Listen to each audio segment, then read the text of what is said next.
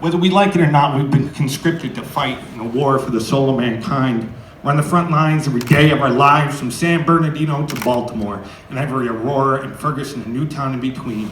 Meanwhile, our elected officials are so entrenched in national conventions and playing to their bases in primary races that none of them want to get caught in a no-man's land of compromise.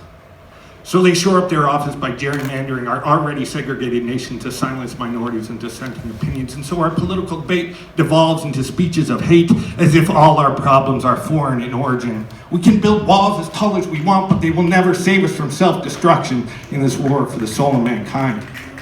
Yeah. When people stand up and insist on having clean water to drink by flexing their rights to peacefully assemble, things suddenly resemble a totalitarian police state where we live in fear of becoming victims of those with a badge on their chest that shields them from prosecution, and retribution is theirs for the taking, making them the most successful organized crime operation in this or any other nation. And they get a paid vacation when they spray some innocent protester in the face with some mace.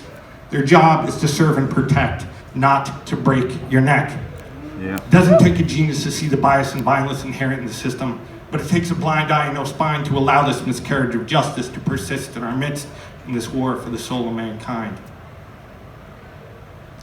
Those mainstream media barons feed us excuses for all the abuses of corporate and executive power, spouting political rhetoric so generic and meaningless. There's accusations of plagiarism, and we wonder why nothing changes. Our election presents the fiction of some sort of decision, but know this: the rich and powerful will never allow their wealth or status to be voted away. Right, Bernie? So gather your pitchforks while you may. But they'll placate our rage with slogans so vague and fictitious petitions so we don't even miss the education they've stripped from the voting populace that they've tried so hard to suppress. So we're left with a choice between a career politician whose only distinction is she'd be the first female at the helm, or some billionaire host of a reality show. But are either of these who we need as commander-in-chief in this war for the soul of mankind? There's that thin blue line that's more like a crack, breaking up families, especially if you're poor and black, which is enough suspicion in some jurisdictions to stop and frisk. Don't risk resisting. You're guilty till proven innocent unless you're rich. Then you get off with a slap on the wrist.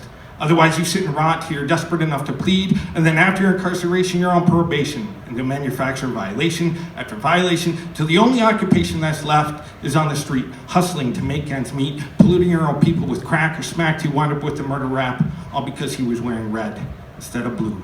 And now he's dead, creating another fatherless son, which brings us back to square one. Just another statistic to add to the casualty list in this war for the soul of mankind. Thanks. Yeah.